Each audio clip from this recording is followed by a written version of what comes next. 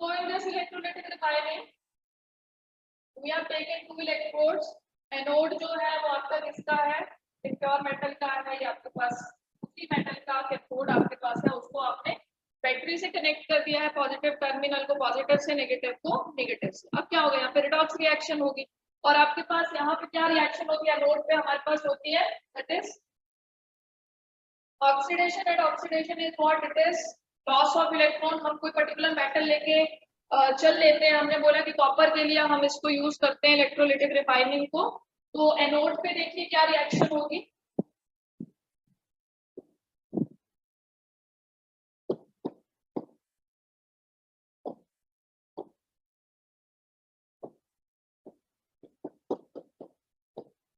This is oxidation, ठीक है, Yes. This is oxidation, is it right. Cathode पे देखिए,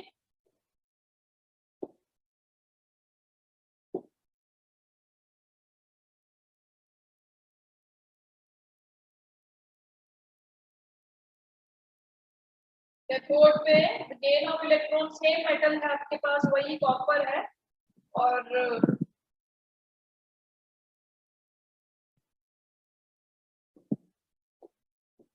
गेन 2 इलेक्ट्रॉन उल्टा हो जाता है इसमें, और एक कॉपर जो सॉलिड फॉर्म में आपके पास मेटल आती है वो कहाँ पे स्टिक होना, कहाँ पे डिपॉजिट होना शुरू हो जाती है, कॉपर सॉरी कैथोड के ऊपर डिपॉजिट होना शुरू हो जाती है। और ये जो आपके पास मेटल आयंस हैं ये कहाँ चले जाते हैं, उस इलेक्ट्रोलाइटिक सॉल्यूशन में चले जाते हैं, टैंक में क्या हो जाते हैं, वो जो आपने लिया हुआ जिसमें इलेक्ट्रोलाइट ले रखा है उसके नीचे बॉटम में सेटल डाउन हो जाते हैं, और आपको कैसा दिखता है, मड की तरह दूर से आपको लगता है वो, तो that is known as anode mud. तो इस तरह से आपको रिफाइनिंग करते हैं। ये वाली जो मेटल जो कॉपर आपका कैथोड के ऊपर डिपॉजिट हुआ दैट इज प्योर, कैसी है वो, प्योर। तो यहाँ से आपने मेटल को क्या कर लिया, रिफाइन कर लिया, प्योर मेटल आपको कहाँ से मिल गई, कैथोड के ऊपर जो डिपॉजिट हुई मेटल आपके पास आ रही, राइट। आगे चलेंगे, next one is paper phase refining. Paper phase refining में हमारे पास हम क्या करते हैं कि जो आपके क्रूड मेटल है उसको किसी ऐसे सब्सटेंस के साथ आप ट्रीट कराते हैं, आप कोई ऐसा कंपाउंड लेते हैं या ऐसा सब्सटेंस लेते हैं, उसके साथ आप उसके ट्रीटमेंट कराते हैं और आपको एक नया कंपाउंड मिलता है जो आपके पास वॉलेटाइल होता है नेचर में, थोड़ी देर के लिए बनता है वो, और उसके बाद क्या होता है, फिर से आप जब टेम्परेचर वगैरह उसको प्रोवाइड करते हैं, ब्रेक हो जाता है मेटल, वहां से आपकी एक्सट्रैक्ट हो जाती है, प्योरिफाइड फॉर्म में आपको मेटल वहां से मिल जाती है, और जो जिसके साथ उसने कॉम्प्लेक्स बनाया होता है वॉलेटाइल फॉर्म में, वो क्या हो जाता है, निकल जाता है। तो लिखेंगे फिर देखते हैं, देखिए paper phase refining,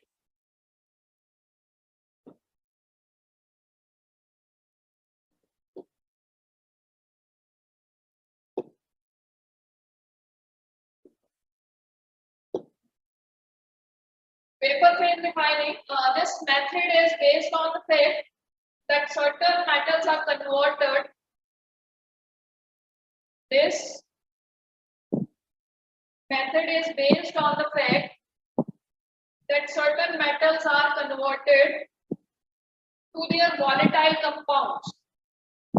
Certain metals are converted to their volatile compounds, while the impurities are not, while the impurities are not affected during compound formation.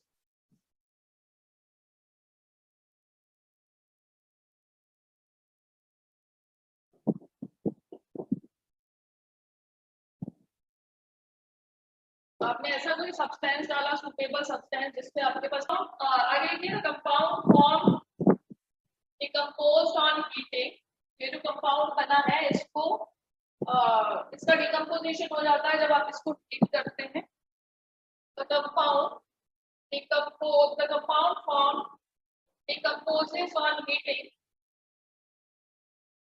to give pure metal, to give pure metal. So there are two requirements. हमारे पास दो requirements हैं, क्या क्या होना चाहिए भाई। पहला लिखिए, the metal should form a volatile compound. The metal should form a volatile compound with an available reagent. With an available reagent. और जब एक बार आपके पास ये वॉलेटाइल कंपाउंड बन गया है तो इजीली क्या होना चाहिए, इसका डिकम्पोजिशन होना चाहिए। ऐसे नहीं कि वॉलेटाइल कंपाउंड बन जाए और उसका डिकम्पोजिशन ही पॉसिबल ना। तो ऐसा हमें सोच समझ के कोई रिएजेंट लेना पड़ता है, ऐसा नहीं कि जो मन में आया वही डाल दिया और उसी के साथ कंपाउंड अगर बनाती है आपकी मेटल तो बन जाए। हो सकता है वो कंपाउंड ऐसा हो कि बहुत ज्यादा स्टेबल बन जाए, उसका डिकम्पोजिशन पॉसिबल ही ना हो, तो मेटल तो वही बॉन्डेड फॉर्म में आ गई उस सब्सटेंस के साथ, तो मेटल तो हम एक्सट्रैक्ट कर ही नहीं पाए, हम अलग कर ही नहीं पाए। तो second requirement is what, the volatile compound should be, the volatile compound should be easily decomposable. The volatile compound should be easily decomposable so that metal can be easily recovered. So that metal can be easily recovered.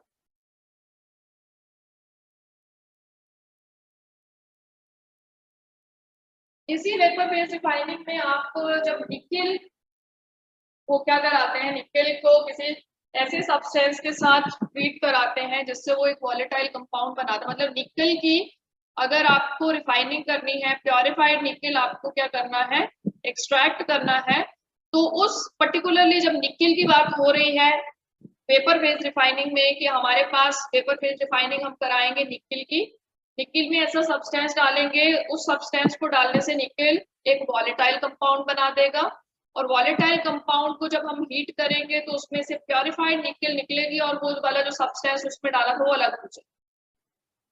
तो generally in case of nickel the process is known as bonds process. ठीक है, very important. इसी का एक आपके पास इसी तरीके का प्रोसेस है और जनरली कौन सी मेटल के लिए यूज करते हैं, that is for nickel, it is bonds process. Particularly it is used for the refining of nickel. जब निकेल की रिफाइनिंग पेपर फेज रिफाइनिंग करी जाती है तो उसे पर्टिकुलरली उस प्रोसेस का क्या नाम है, that is bonds process. Very important, पूछता है आपसे। ये एक्सप्लेन बॉन्ड्स प्रोसेस, मुझे लगता है ये 2019 में आप पूछा गया है किसी सीरीज में, बॉन्ड्स प्रोसेस बताइए क्या होता है। ठीक है, इसमें आप निकेल को ट्रीट कराते हैं, ये इम्प्योर निकेल, निकेल को आप ट्रीट कराते हैं कार्बोनल्स के साथ या कार्बन मोनोऑक्साइड बोलते हैं जिसको, और जब इनऑर्गेनिक में पड़ता है तो कार्बोनल कंपाउंड बोलते हैं, CO जिनमें प्रेजेंट होता है।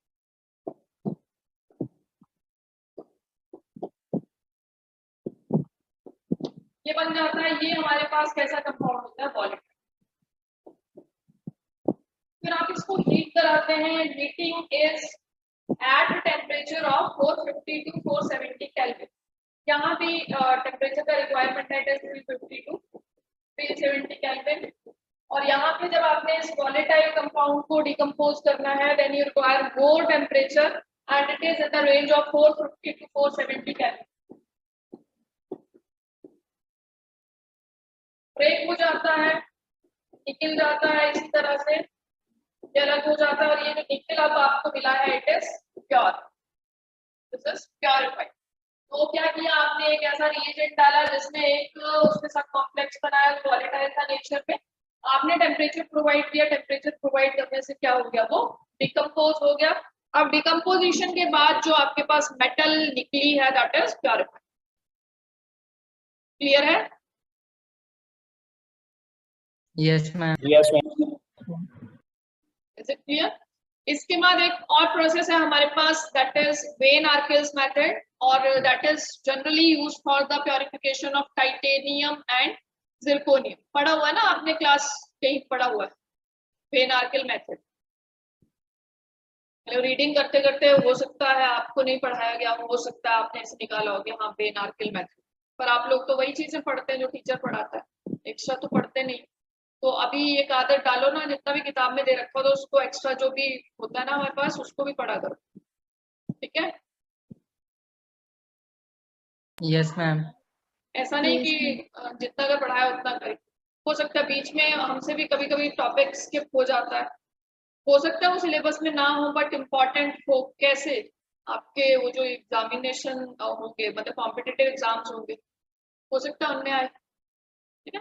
बोर्ड्स वाले तो अपने तरीके से काट रहे हैं ना, आज बोर्ड वाला जो सिलेबस है वो बहुत बहुत ईजी है और बार बार रिपीट करता है। मान लो मॉन्ट्स प्रोसेस आपसे 2019 में पूछा, 20 में पूछा, 21 में पूछेगा, 22 में पूछेगा, ठीक है? तो रेपिटेशन है यहाँ पे। आप दूसरे बोर्ड्स में जाएं, आईसीएससी, सीबीएसई में, तो वहाँ रेपिटेशन नहीं है, वहाँ फिर आके तो उनको सब कुछ पढ़ना।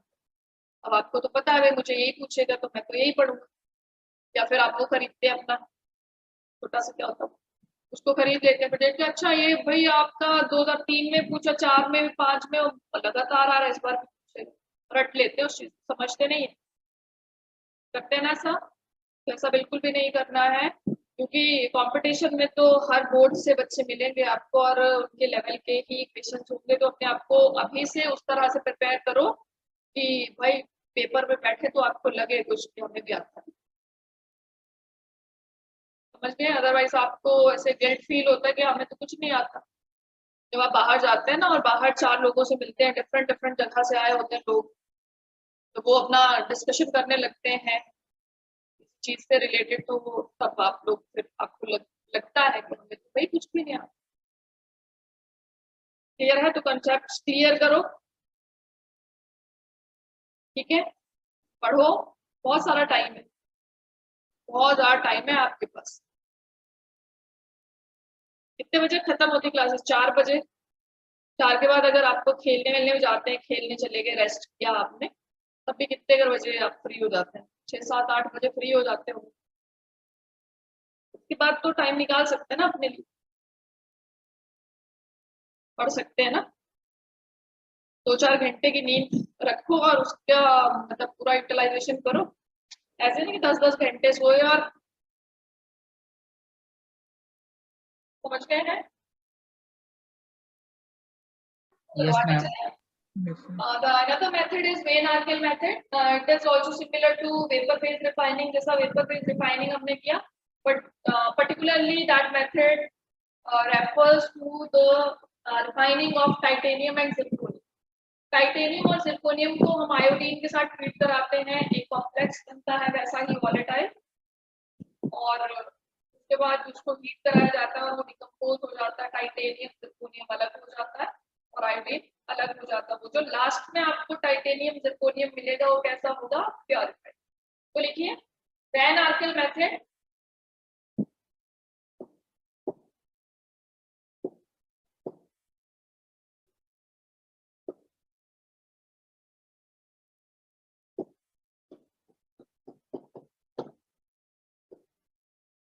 टाइटेनियम एंड जिरकोनियम, ठीक है? This method is similar to the vapour phase refining. This method is similar to vapor phase refining and used to get an ultra purified metal. The ultra pure metal. This is used for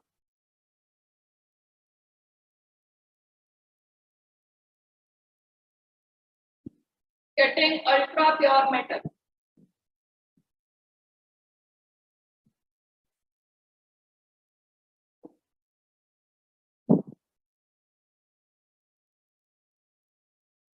So this method is similar. We have written this. In this method, the metal is converted to a volatile.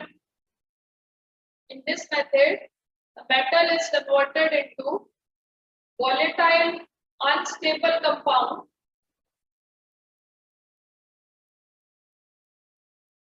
For example, iodides.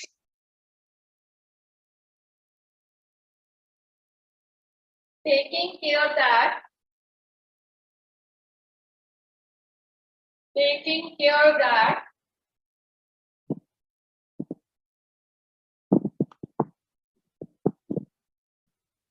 impurities are not affected. Taking care that impurities are not affected during compound formation.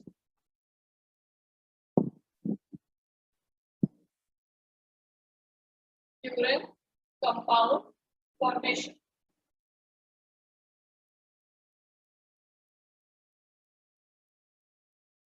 And then compound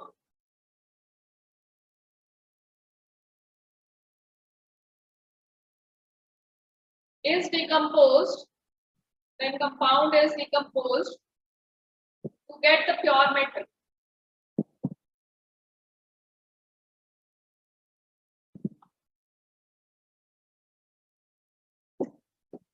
titanium iodine के साथ heat कराते हैं at a temperature of 523 kelvin.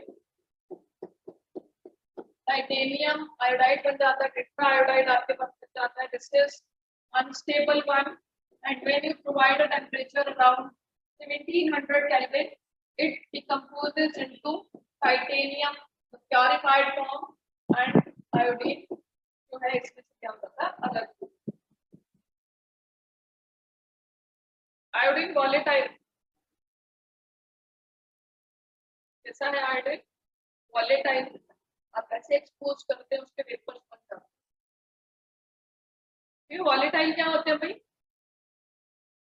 क्षितिज क्षितिज. आवाज आ रही है बच्चे? क्षितिज. भाई class लगानी है ना तो क्लास में रिस्पॉन्स भी देना है.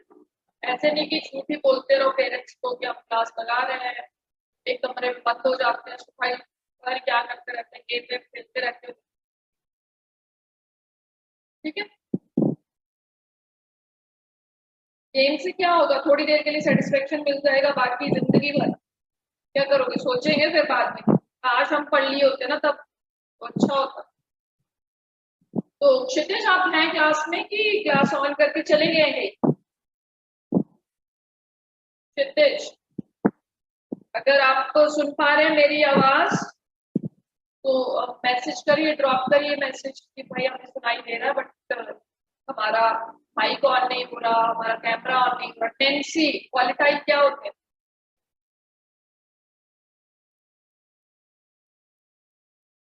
टेंसी नहीं बताना है, चलिए बंद करिए. तो the next one is for zirconium. Zirconium के लिए टेम्परेचर रेंज थोड़ा सा ज्यादा होता है. सेम ऐसा ही एक्सप्रेशन आपके पास सॉरी रिएक्शन है. जिरकोनियम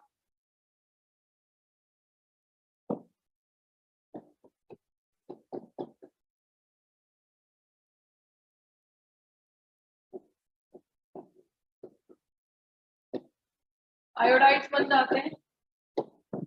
टेम्परेचर इज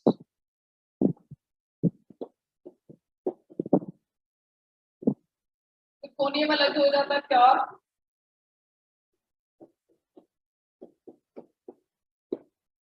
आयोडीन अलग हो जाता है.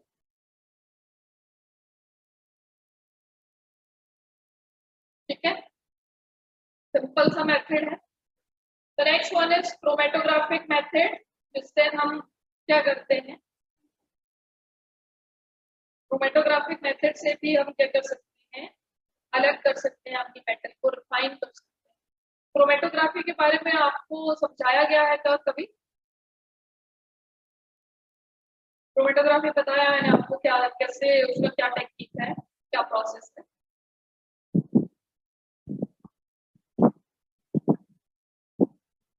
सिलिका की बात हुई थी ना एक बार जब आपने वो करा था सरफेस केमिस्ट्री किया, तो उसमें सिलिका की बात हुई थी ना कि सिलिका एक तो पोरस मटेरियल है. Yes, और उसमें क्या होती है? एड्सॉर्प्शन होती है, ऐसा बोला था. वहां पे देखा था Yes. क्रोमेटोग्राफी बताई थी Yes, ना मैंने ma'am. आपको कि हम Yes. एक ग्लास का स्लैब लेते हैं, उसके ऊपर सिलिका का हम क्या करते हैं, पेस्ट की स्लरी बनाते हैं, उसको यूनिफॉर्मली स्प्रेड करते हैं, and after that is used for the separation of components from a mixture. बोला था ना ऐसा? तो आपने खुद पढ़ना है इसको, अब नहीं बताऊंगी क्रोमेटोग्राफी क्या होती है। क्रोमेटोग्राफी एक ऐसी टेक्निक है जिसमें आप कंपोनेंट्स को सेपरेट करते हैं। कोई मिक्सचर मिक्स हो गया है, हमने वहां पे ये बात भी की थी कि अगर हमारी इंक मिक्स हो जाए, ब्लू और रेड आपके पास मिक्स हो जाए, तो उनको हम सेपरेट कर सकते हैं। उसके बाद एक और चीज बताई थी कि भाई आप एक कॉलम लेते हैं, जैसा प्यूरेट होता है ना आपके पास, उसमें हम क्या सिलिका या एल्यूमिना का क्या लेते हैं, कॉलम बनाते हैं, और उसमें फिर हम क्या डालते हैं, अपना जो मिक्सचर होता है उसको डालते हैं, ऊपर से सॉल्वेंट को फ्लो कर, बताया था। Yes, ma'am.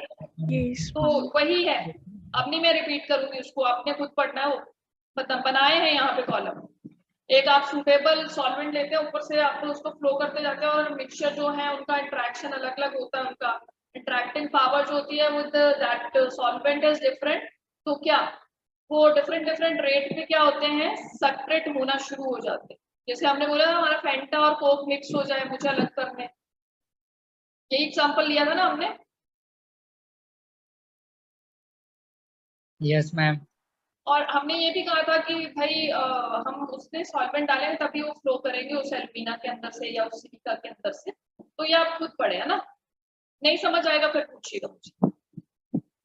अब इसमें दो तीन चीजें और हैं जो आपको नहीं बताई गई हैं कि भाई दो फेज होते हैं, एक मूविंग फेज होता है जो चलता है, और एक स्टेशनरी होता है जिसपे वो दूसरा वाला फेज जो है मूव करता है। जैसे हमने मान लीजिए एक पेपर लिया जिससे हमारे पास दो इंक मिक्स हो गए हैं, हम उनको सेपरेट करना चाहते हैं। हम एक पेपर लेते हैं, पेपर पे ऐसे 1 सेंटीमीटर के ऊपर लाइन लगाते हैं, वहां पे उनकी जो मिक्स हुई है उस पर एक डॉट लगा देते हैं, फिर इनको एक बीकर में रखते हैं, बीकर में हम एक सूटेबल रिएजेंट डालते हैं, सॉल्वेंट डालते हैं जो फ्लो करता है, इस पेपर के ऊपर फ्लो करेगा। तो ये पेपर क्या है, स्टेशनरी फेज है, और वो सॉल्वेंट कैसा है, मोबाइल फेज। जो मूव कर रहा है वो मोबाइल फेज है, जो अपनी जगह पे है वो क्या है, आपका stationary phase, right. Yes, ma'am. Ma'am. तो दो फेज होते हैं, one is stationary one is mobile. अब ऐसा नहीं है कि जो मोबाइल फेज है वो सिर्फ लिक्विड हो, आपके पास गैस भी होता है, आपके पास जो स्टेशनरी फेज है वो लिक्विड भी होता है। लिक्विड कैसे होता है हमारे पास, लिक्विड कैसे हम ऐसे खड़ा करेंगे लिक्विड, आओ हमारे पास ना कुछ ऐसे फिल्टर पेपर होते हैं जिनमें ना आपका जो वाटर है, वाटर इम्प्रिंट उसमें ये किया गया होता है, एम्बेड किया होता है, ठीक है। तो वहां पे जो है उन फिल्टर पेपर में जिसमें पानी जो है होता है, वो पानी जो है एज अ स्टेशनरी फेज जो है वो क्या करता है, वर्क करता है। बट वो जब आप क्रोमेटोग्राफी ना डिटेल में पढ़ेंगे तब लगता है पता। अभी तक आपको यही जानना है कि यहाँ पे दो फेज होते हैं, दो फेज में आपका एक स्टेशनरी होता है और एक कैसा होता है, मोबाइल फेज होता है, क्लियर। अब इस वाले प्रोसेस को जैसे जैसे ऊपर की तरफ चढ़ेगा, ये मोबाइल फेज चलेगा ऊपर की तरफ, उसको हम उस प्रोसेस को हम कहते हैं यूज।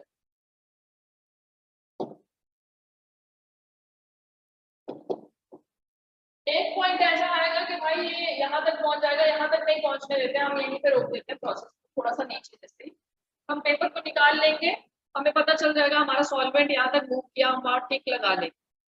वैसे तो निकल सकता है वो, पूरा का पूरा ऊपर तक जा सकता है, पर हम जाने नहीं देते, ठीक है। ये मतलब एक रूल है क्रोमेटोग्राफी का कि यहीं तक आप इसको चलाएं, चाहे वो आपकी ये पेपर क्रोमेटोग्राफी हो, चाहे वो हमने पढ़ी थी ना वो ऐसे लेयर वाली, उसको बोलते हैं TLC, that is thin layer chromatography. Different different types हैं आपके पास। हायर लेवल पे आप चले जाते हैं, आप बहुत अलग अलग तरीके की क्रोमेटोग्राफीज पढ़ते हैं, HCl है, गैस क्रोमेटोग्राफी है, हाई प्रेशर क्रोमेटोग्राफी, बहुत सारी आपके पास टेक्निक्स है। बट छोटे से लेवल पे आप पढ़ते हैं सिर्फ एक पेपर क्रोमेटोग्राफी। उसके थोड़े से हायर लेवल पे चले जाते हैं, फिर आप पढ़ते हैं TLC, वो थिन लेयर वाली, जिसपे आप छोटी सी स्लैब लेते हैं, उसके ऊपर उसका एक लेयर बनाते हैं। और इनमें प्रोसेस जो होता है, इनमें कौन सा वाला जो प्रिंसिपल है वो लगता है, दैट इज ऑफ एड्सॉर्प्शन, ठीक है। हमने वहीं पे उसको डिस्कस कर लिया था, कौन से प्रिंसिपल पे बेस्ड होती है क्रोमेटोग्राफी, एड्सॉर्प्शन नॉट एब्सॉर्प्शन, इस पे एड्सॉर्प्शन, क्लियर है। Yes, ma'am. Yes, ma'am. Yes, ma'am. तो एक काम आपको और दिया है मैंने आज के लिए कि आप पढ़ेंगे, एक छोटा सा आधा सा पेज है आपके पास, उसको पढ़ें, फिर बताएंगे मुझे कल की समझ आया है या नहीं आया। मैं नहीं पूछूंगी आपसे कल, जैसे आज डिस्टिलेशन की बात मैंने पूछी थी ना और आप कुछ भी नहीं बोले थे, वैसा अब अगर मैं आपको होमवर्क देती हूँ तो आपका अपना एक वो रहेगा, समझ आता है बढ़िया है, नहीं समझ आता आप पूछेंगे, मैं नहीं पूछूंगी कि समझ आ गया, जैसे आपसे बार बार पूछा जाता है कि समझ आ गया।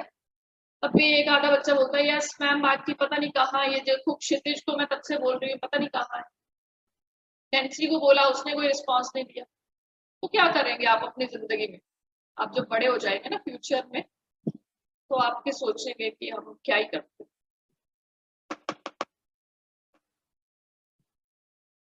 चलो आगे देखिए, मुझे लगता है चैप्टर खत्म हो गया हमारा।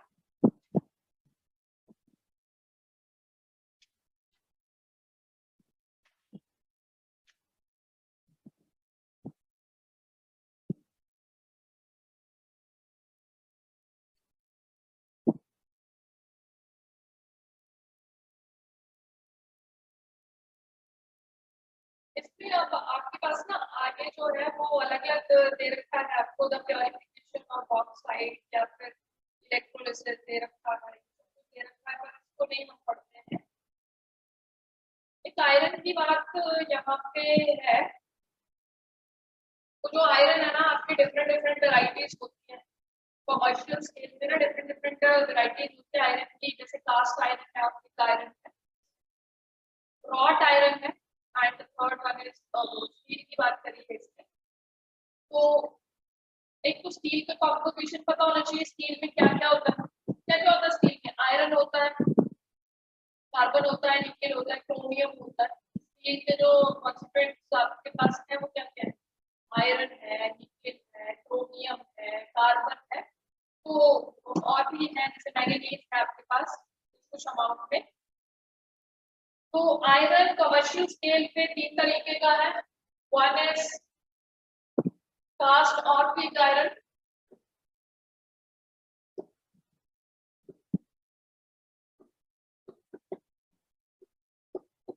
iron, and the second one is wrought iron.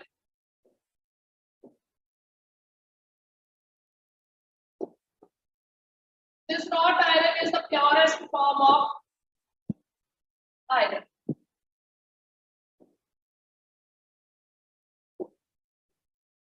एक नंबर का क्वेश्चन, मतलब क्या लिखा है ये, कहाँ चल रहा है, प्योरेस्ट फॉर्म बताइए, आयरन की प्योरेस्ट फॉर्म कौन सी है, तो दैट इज रॉट आयरन। इसके बाद स्टील है, सॉरी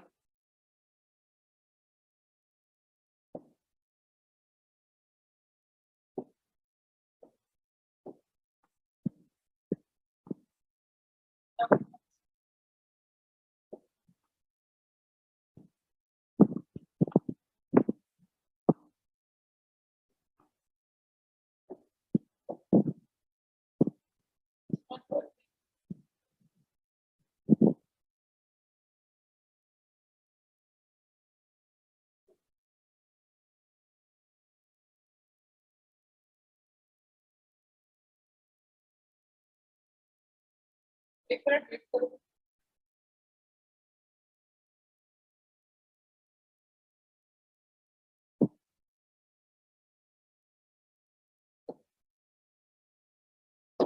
स्टील, स्टील का कंपोजिशन आप कल मुझे बताएंगे कि क्या क्या होता है, आपको बता दिया है कि होता क्या है, अब आपने याद करना है और कल मुझे बताना है कि स्टील में और क्या क्या चीजें होती है। प्योरेस्ट फॉर्म रॉट आयरन है, कास्ट आयरन और इम्प्योर फॉर्म्स है आपके पास। स्टील आपके पास एलॉय है, ठीक है, स्टील बनाया हुआ है, आप आयरन से स्ट्रॉन्ग होता है स्टील। और अगर हम नैनो स्केल पे स्टील ले लेना तो एक तो मैंने वो पढ़ा था कि भाई जो आपके प्रेसिडेंट थे ना APJ अब्दुल कलाम, उन्होंने क्या बोला था कि भाई अगर हम नैनो स्टील ले तो नैनो स्टील इतना ज्यादा स्ट्रॉन्ग होता है, छोटे छोटे पार्टिकल्स ले और उसके हम स्टेयर्स बनाए तो वो स्टेयर्स इतनी ज्यादा स्ट्रांग होंगी कि उन स्टेयर्स पे चढ़ के ना हम स्पेस में जा सकते हैं। ऐसा मैंने एक स्टेटमेंट पढ़ा था, नैनो टेक्नोलॉजी में पढ़ा था। ठीक है, तो स्टील बहुत ज्यादा हार्ड है एज कम्पेयर टू आयरन, क्योंकि उसका जो हार्डनेस है हमने इम्प्रूव कर दिया बाय एडिंग कार्बन। हमने कार्बन उसमें ऐड किया तो उससे उसकी जो हार्डनेस थी वो क्या हो जाती है, बढ़ जाती है, राइट। आगे हमारे पास ये एक्सट्रैक्शन ऑफ आयरन में भी ऐसा कुछ नहीं पढ़ेंगे कि कैसे एक्सट्रैक्ट करते हैं इसको। एक हमारे पास एक्सट्रैक्शन ऑफ कॉपर है, जिसमें एक हमसे क्वेश्चन पूछा जाता है, ब्लिस्टर ऑफ कॉपर। जब हम कॉपर की एक्सट्रैक्शन करते हैं हम सारे के सारे प्रोसेसेस कराते हैं, चारों के चारों स्टेप्स कराते हैं, ग्राइंडिंग करा, फिर उसके बाद हमने उसको क्या किया है, दैट इज कॉन्सेंट्रेट किया है, तीसरे स्टेप में हमने मेटल वहां से निकाल के उसको प्योरीफाई कर रहे हैं। तो ये सारा का सारा प्रोसेस कराते कराते एक बीच में ऐसा स्टेप आता है कॉपर की रिफाइनिंग में, जहाँ पे क्या होता है कि भाई आपका कॉपर का सरफेस होता है ना, क्रिस्टल क्या होते हैं, क्रिस्टल क्या होते हैं भाई, है कुछ idea?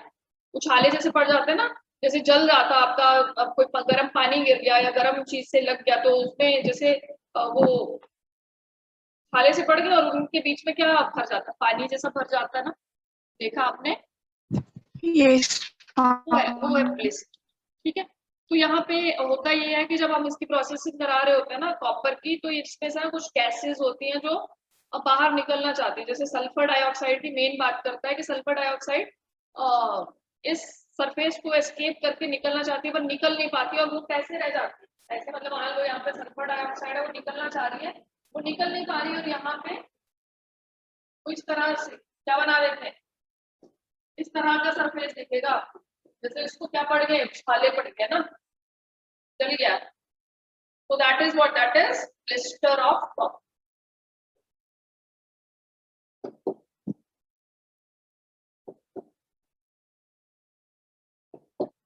Some gases like the sulfur dioxide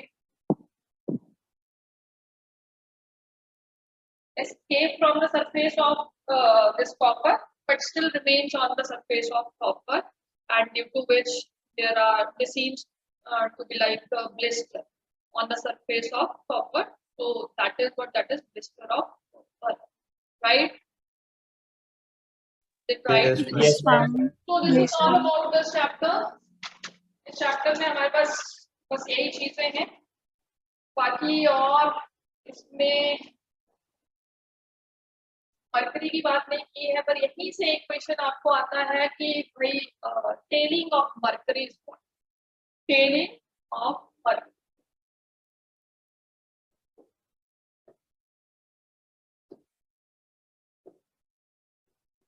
इसी चैप्टर का एक क्वेश्चन है टेलिंग ऑफ मरकरी।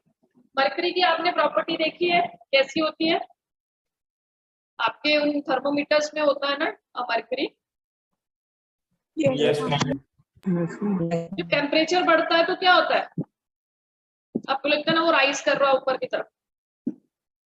और आपको कैसा दिखता है भाई, जब वो राइज कर रहा होता है तो इस तरह से दिखता है ना, इस तरह का कर्व बनाता है और साथ में स्टिक होता है ग्लास के साथ।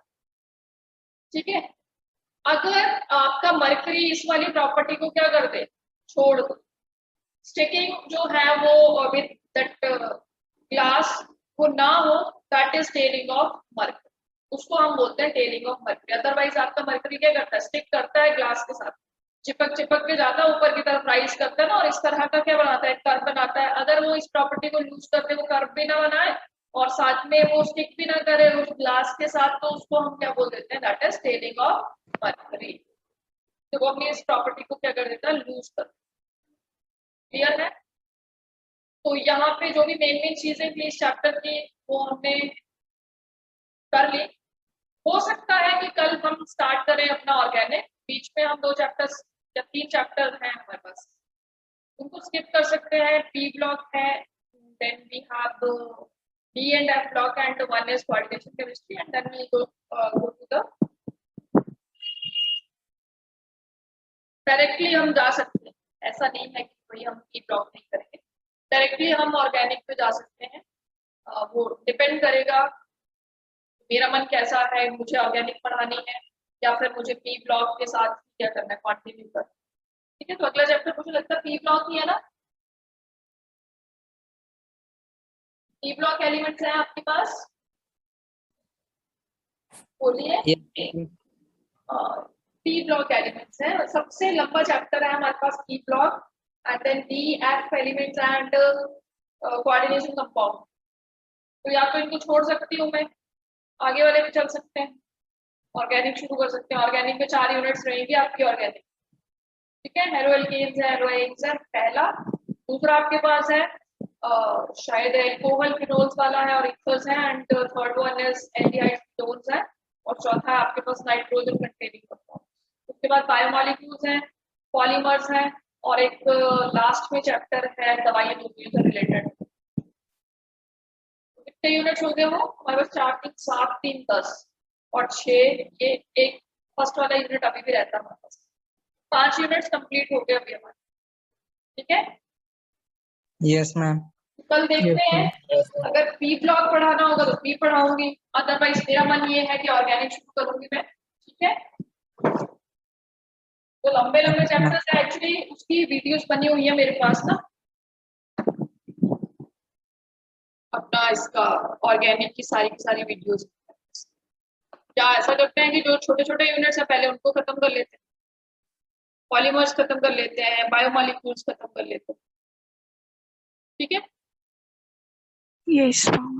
Yes ma'am. तो this is all for today's lecture. कल के लिए आप तो पढ़ लेंगे इसको जो जो दिया है, ऐसा नहीं कि भाई नहीं पढ़ना है, समझ गए? Yes ma'am. Yes, ma'am. Yes, ma'am.